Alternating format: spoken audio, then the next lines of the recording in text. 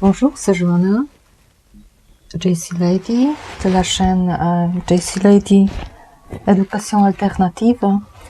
Et aujourd'hui, on va parler de la grammaire ancienne, le polonais, l'exemple de la langue ancienne, avec sa grammaire ancienne. Et je dois dire qu'aujourd'hui, je me sens... j'ai déjà fait 2 films, 2 vidéos, mais toujours, je me sens un peu non préparée. Je suis toujours dans le processus des émotions, après le festival de femmes, tout ce qui se passe en moi. Mais bon, quoi faire? Revenons à la grammaire. Aujourd'hui, on va parler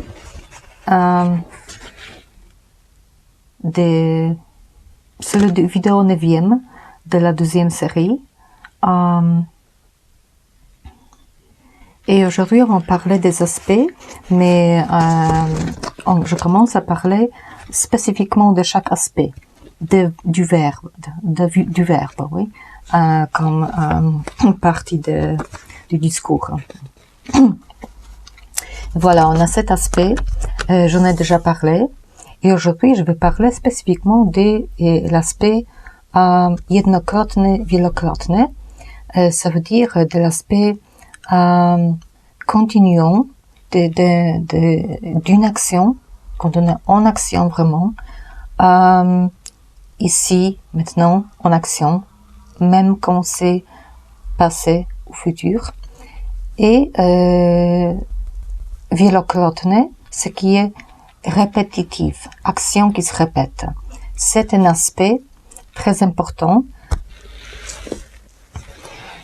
Et ces 2 aspects, non répétitif, répétitif et parfait, imparfait, c'est le cœur, en fait, de tous les aspects. C'est parce que les conjugaisons sont basées sur ça. Ça veut dire tout le schéma de formes les plus importantes, les plus développées, sont basées sur ces 2 aspects. Et ce sont des aspects très, très importants pour s'exprimer, pour parler en langue, oui. Parce que, déjà, je vais réviser un peu. J'ai déjà dit qu'on a le verbe, et dans le verbe, on a les modes. Donc, on décide d'abord ce qu'on veut faire. Est-ce qu'on veut indiquer quelque chose, indicatif, mode indicatif, ou est-ce qu'on veut demander? Est-ce que c'est une question? Après, il y a des temps, et on décide en quel espace-temps on veut s'exprimer. De quoi est-ce qu'on parle? En quel espace-temps? Mais après, il y a des aspects, et c'est le dernier, disons, le plus détaillé, étape, et on dit comment exactement, qu'est-ce qui s'est passé vraiment, ou qu'est-ce qui se passe vraiment en détail, comment ça se passe en détail. Et jednokrotny, wielokrotny, non répétitif, répétitif, c'est très important parce que ça nous dit est-ce que je suis vraiment en action, tout centralisé, en processus, on peut dire, ou est-ce que c'est quelque chose qui se répète, est-ce que c'est la routine? Donc déjà c'est ça le père, et après un autre important, c'est parfait, imparfait, est-ce que c'est terminé ou non terminé? C'est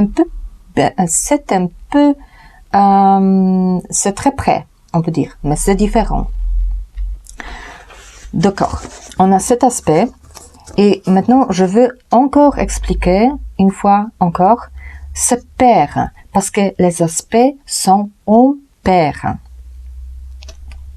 Je veux dire, si on a un verbe, ce verbe peut tenir plusieurs aspects, parce que quelque chose peut être dans un aspect actif, par exemple, donc active, ou passive.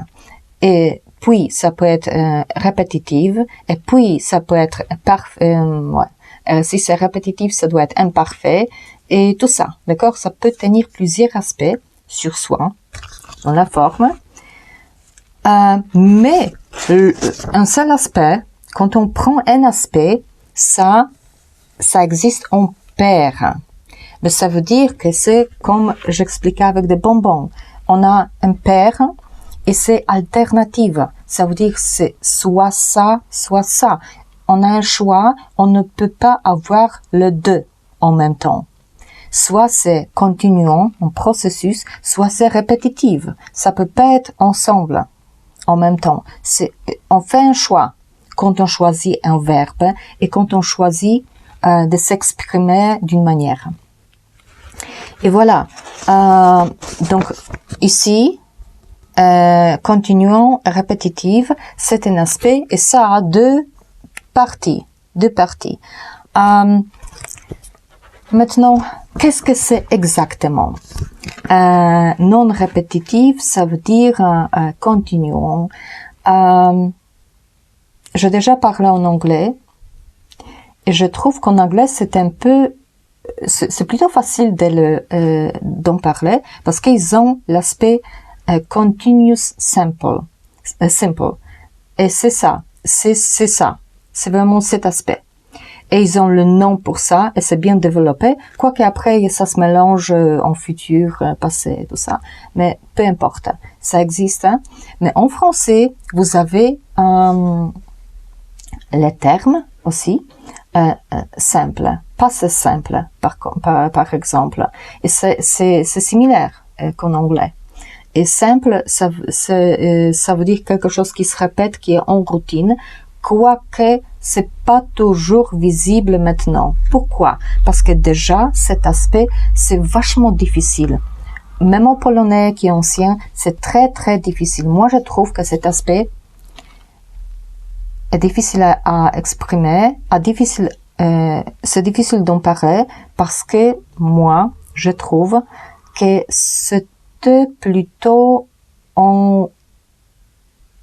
c'était exprès que la catégorie, surtout en polonais, était enlevée. Parce que qu'est-ce qui s'est passé? En polonais, nous n'avons pas cet aspect maintenant. Nous l'avons dans la langue. Quand on parle, il y a des mots, comme par exemple, je vais le montrer dans un instant, et je vais en parler. On a un mot tel que palić, palać, mówić, mawiać. Et ce sont deux parties de cet aspect. Et on le sent très très bien dans la langue qu'il y a une différence. Parfois on se demande, mówić c'est un verbe et mawiać c'est déjà un autre. Non.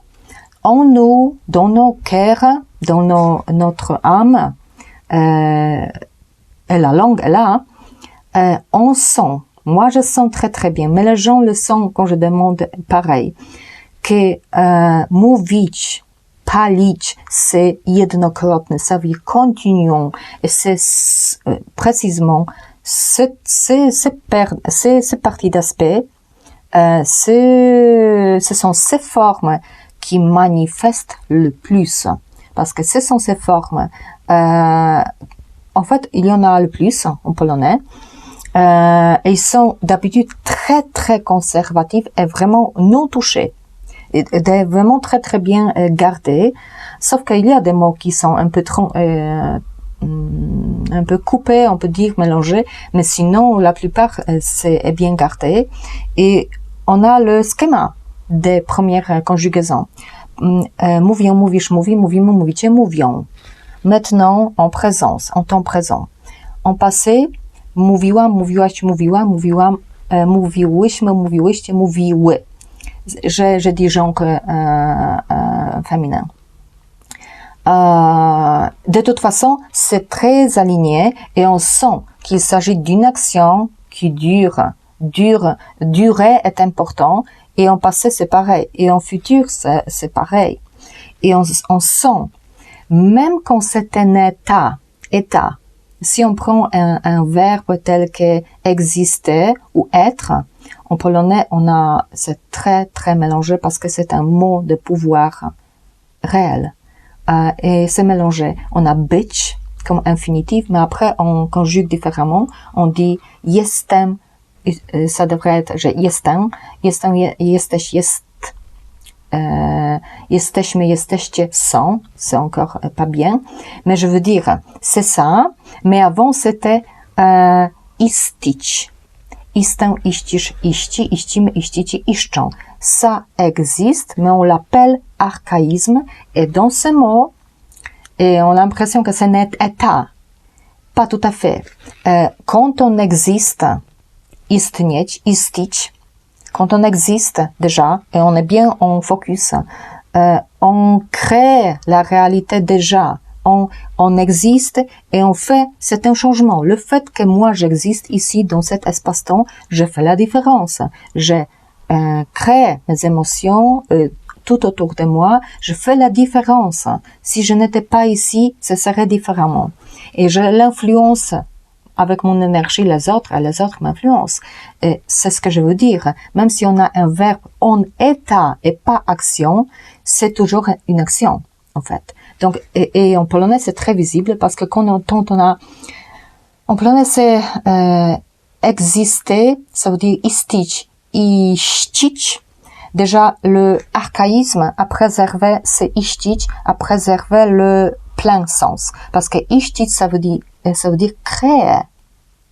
Mais on sent que c'est connecté au istić, istnieć, mais ça veut dire être. Donc, en polonais, on a le plein sens dans ce mot. Créer, exister, ça veut dire créer. Et c'est comme ça. Iszczę, iścisz, iści, iścimy, iścicie, iszczą. Et ce mot est même dans le plus ancien chant Bogu Rodzica. Ziści nam. Bon. Qu'est-ce que je voulais dire? Je voulais dire que c'est important. Cet aspect est important. Et en polonais, bien que ça existe dans la langue, et bien qu'on sent que cet aspect existe, on n'a pas le nom. Ça veut dire que cet aspect n'est pas enseigné aux enfants dans les écoles, on n'en parlait pas. Et il y a eu un monsieur, c'était un prêtre, Kopczyński, Onufry Kopczyński, je pense que c'était 17e siècle, il a écrit dans sa grammaire polonaise, il a écrit, ça existe, il a appelé ça jednotliwy, częstotliwy, c'est la même chose, il a dit une fois action, fréquente action. Et c'était cet aspect. Après, on a laissé tomber, mais maintenant dans la grammaire académique, par exemple, professeur Schober, il en parle, les années 60 du XXe siècle, il écrit de cet aspect. Ça existe, bien sûr, dans la langue, mais quand même, il l'a appelé comme moi maintenant. Jednokrotne, wielokrotne. Ça veut dire une fois action répétitive, plusieurs fois action. Mais il a, quand même, c'est un peu mélangé, c'est flou, il n'a pas dit exactement quelles sont les formes, à quoi, et tout ça. Je pense que c'est un peu trop de savoir comment ça marche. Et vous ne trouverez nulle part ce que je dis, parce que moi je dis c'est connecté aux conjugaisons, et c'est clair et net. Conjugaison une, ce sont les une fois action, continuum, continuous, oui, et jednokrotne, deuxième conjugaison, ce sont wielokrotne, répétitif, routine. C'est ça. D'accord. Les formes ici, prenons un mot. Je vais terminer avec des exemples. J'espère que c'est clair ce que je dis. Maintenant, si vous avez cet aspect, bien sûr, vous avez cet aspect, mais en polonais, c'est ce que je veux dire. En polonais, quand c'est une langue ancienne, des formes sont très près l'une de l'autre et tout c'est basé sur une racine. Mais ça veut dire, par exemple, le mot palić, c'est sur la racine pal, et après, les terminaisons changent pour créer différents aspects, modes, etc. Parfois, on ajoute encore un mot à ça, mais d'habitude, non. Ça veut dire que palić, infinitif pour jednokrotne, continuons, et après, j'ai des terminaisons qui sont très, très alignées, et on a conjugaison A, conjugaison B, un A, un B, parce que c'est un peu, par exemple, on a palić, ić, ou ça peut être etch. Infinitif etch. Et après, ça, c'est un peu I devient E.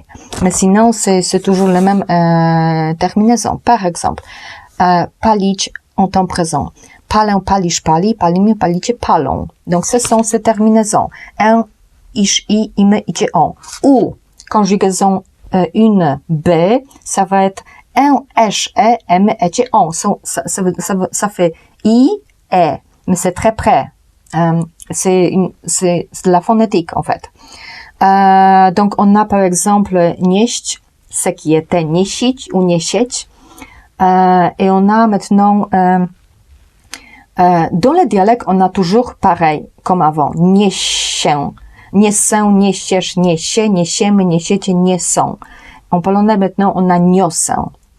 Mais de toute façon, ce sont les mêmes terminaisons dans cette même conjugaison qui est jednokrotne. Et on le sent. Niosę, niosę, c'est maintenant. Niosłam, c'était une fois action en passé. Ou par exemple, palę, c'est une fois action. Paliłam, une fois action en passé. Est-ce que vous avez ça en français ou en anglais? Est-ce que c'est comme ça? C'est pas si facile parce qu'en anglais, par exemple, on a pour continuous I am carrying. Et tout est basé sur je suis. To be.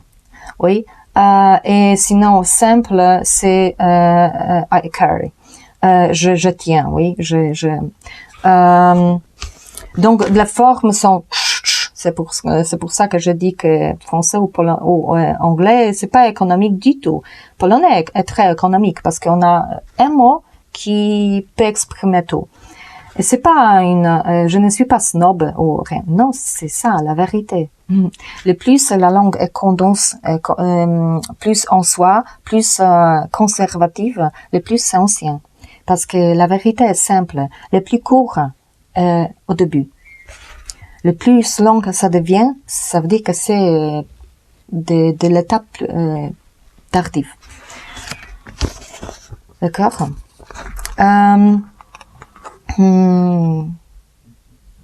Oui, répétitif.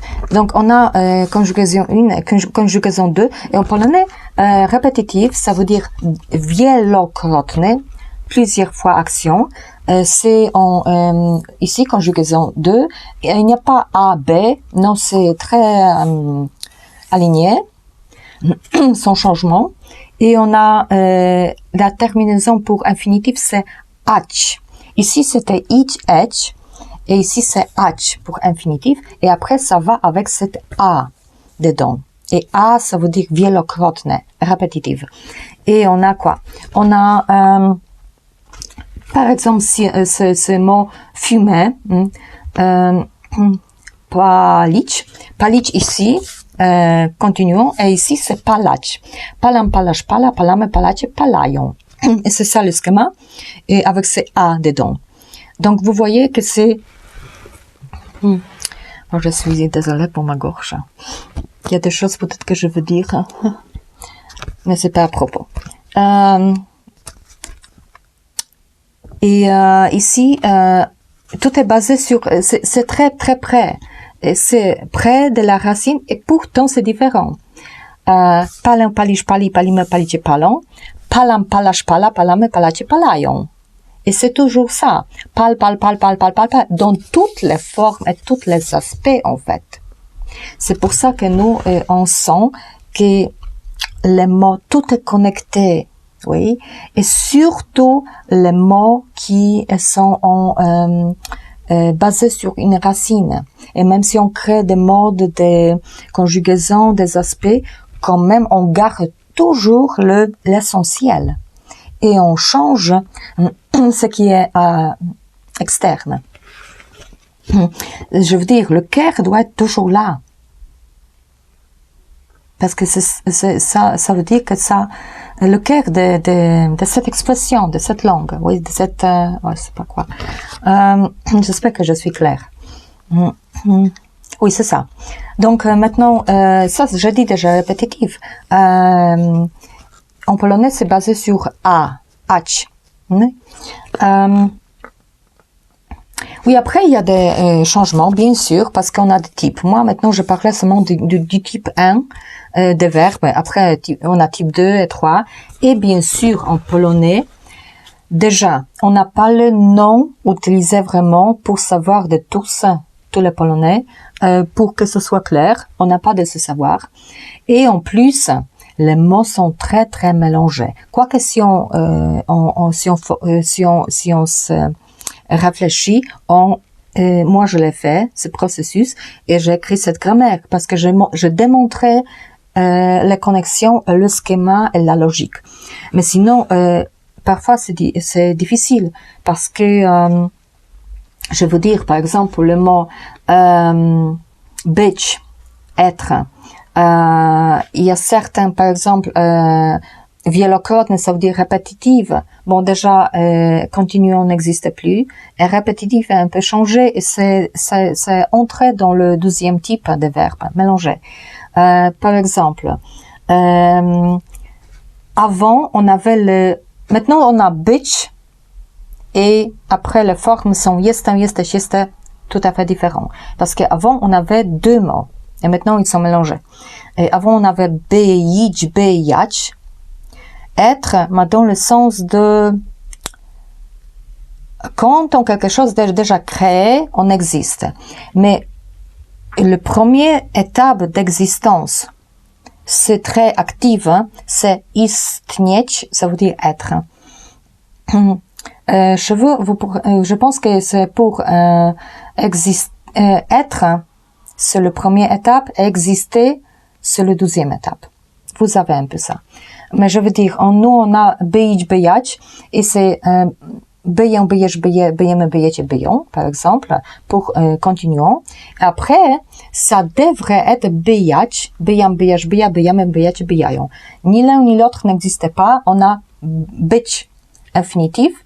Par contre, ça bejać devenait, ça entrait dans le deuxième type avec v dedans, w, et maintenant, je pense que c'était bejwać, ça changeait avec le temps. Et maintenant, on a le verbe qui, on sent que c'est répétitif, bywać. Par exemple, on peut dire, bywam często w kinie. Fréquenter, ce serait ce mot. Vous voyez, vous devez utiliser un autre verbe. Quoique je pense que quand je vais faire grammaire comparée, je vais vraiment donner des exemples pour français. Maintenant, bon. Chez nous, on a bywam, bywasz, bywa, bywamy, bywacie, bywają. C'est toujours la même racine.